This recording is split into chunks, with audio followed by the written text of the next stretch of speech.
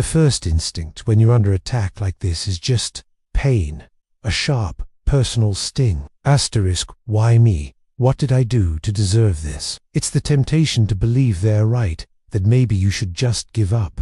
But they don't, because it was never really about you. It feels easier, safer, to just stay inside the walls they built for you. You replay their words, picking apart every syllable, terrified you'll find the kernel of truth you secretly fear is there. This is the refusal of the call. It's the moment you let their poison seep in. Their hate is a mirror showing you everything they can't stand about themselves. It tells you that you've been giving your power away, handing out pieces of your energy and peace of mind to people who don't deserve it. Think about it. History is filled with stories of people who were told they weren't good enough, only to use that dismissal as the fuel that launched them to greatness. Some people criticize just to feel important for a second, puffing themselves up by trying to tear you down. You might even try to win them over. You tweak your personality, soften your ambitions, dim your own light, hoping they'll finally just leave you alone. Crossing the threshold is a conscious choice. It's the moment you look at that pile of bricks they've thrown at you and decide,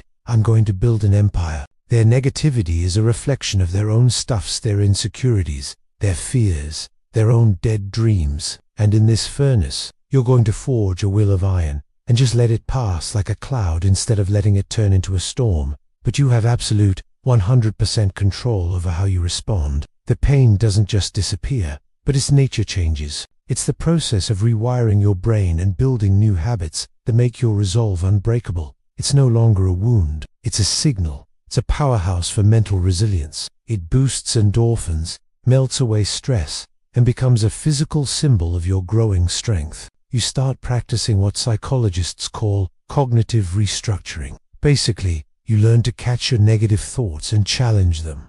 What's a better way to look at this? You actively seek out advice from people you respect, mentors and peers who actually want to see you grow. When criticism comes from a place of malice, from someone who clearly doesn't want you to succeed, you learn to see it for what it is. Noise. You mentally file it under bulletin board material and let it go, refusing to let it suck up your energy. You reframe it. This is a challenge, and I'm going to learn something from it, no matter what happens. You wouldn't talk trash to a friend, so you have to stop doing it to yourself. You limit time with toxic people and on draining social media feeds.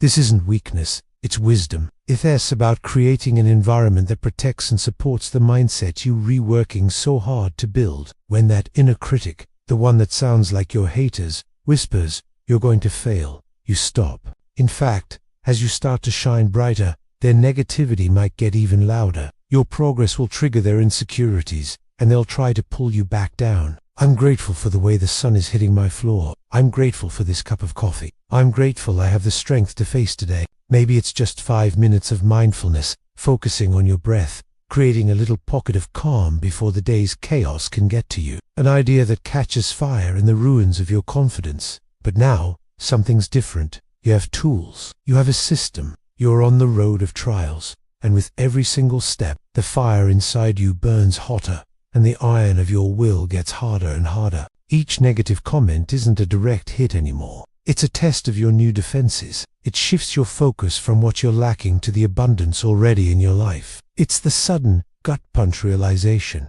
Asterisk, what if their hatred has absolutely nothing to do with my worth? And right there, in that dark place of pain and confusion, a mentor appears. But this mentor isn't some wise old sage. This mentor is a whisper, a spark. This is the turning point. This is the moment you stop looking outside for validation and start looking inside for your truth. The mentor is the voice of your own resilience, a voice that's been quiet for way too long. It reminds you that while praise feels good, criticism can be an even stronger motivator. You realize you can't control what they say or do. A wake-up call. The mentor, your own inner strength, is telling you it's time to cross the threshold. It's time to build. This is where the real work starts. You decide their hate won't be your cage anymore. It will be your furnace. This journey, this road of trials, isn't a one-time thing. It's a series of daily, intentional practices. It starts when you wake up. Instead of grabbing your phone and letting the world's negativity pour into your brain, you start a new routine. This practice teaches you to notice your thoughts without judging them.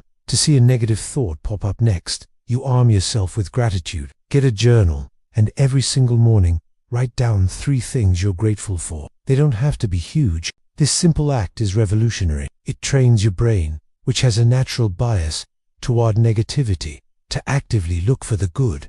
Then, you move your body. A brisk walk, a run, yoga, lifting weight sits, not just for your physical health. Every step, every rep, every stretch is a declaration. I am getting stronger, inside and out. Throughout the day, you'll become a gatekeeper of your own mind. You catch it, and you talk back. Is that a 100% fact, or is it just a fear? This is also where you learn the huge difference between constructive feedback and straight-up hate. But you also develop a sharp filter. You start curating your world. You hang out with people who talk about ideas and goals, not people who just gossip about other people. This road isn't easy. The trials are constant. The haters don't just vanish. There will be days you feel exhausted, when the old doubts creep in. It's a chance to practice mindfulness, to reframe a thought, to refocus on your goals.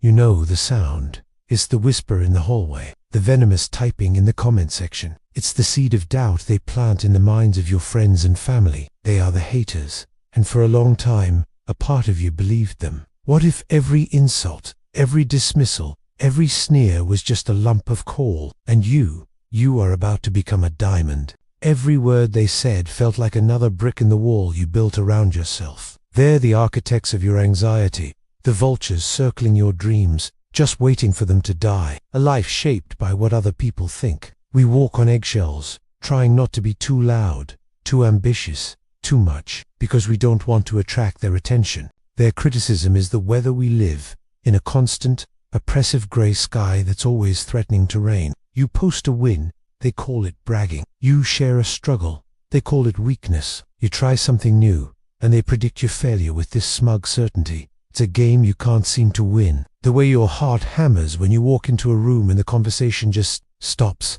It's the voice in your own head, the one that sounds suspiciously like them, telling you to quit before you even try. They tell you you're not good enough, not smart enough, not talented enough. And it's not some glorious trumpet blast. It's that grating, relentless negativity, a sound that feels like it's about to shatter your spirit. You feel yourself starting to crumble. You're standing on a cliff's edge with 2 choices. You can fall, or you can decide to do something you've never done before. You can decide to fight back, not by arguing with them, not by stooping to their level, but by starting the most important journey of your life.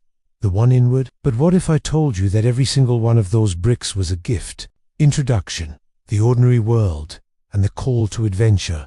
Let's be real, we've all felt it. That cold dread in your stomach when their name pops up on your phone. You stop sharing, you stop trying, and eventually, you stop dreaming. You start to believe their story until it becomes your own. Their hate becomes a self-fulfilling prophecy. This is the ordinary world for so many of us. So, you shrink. You make your world smaller.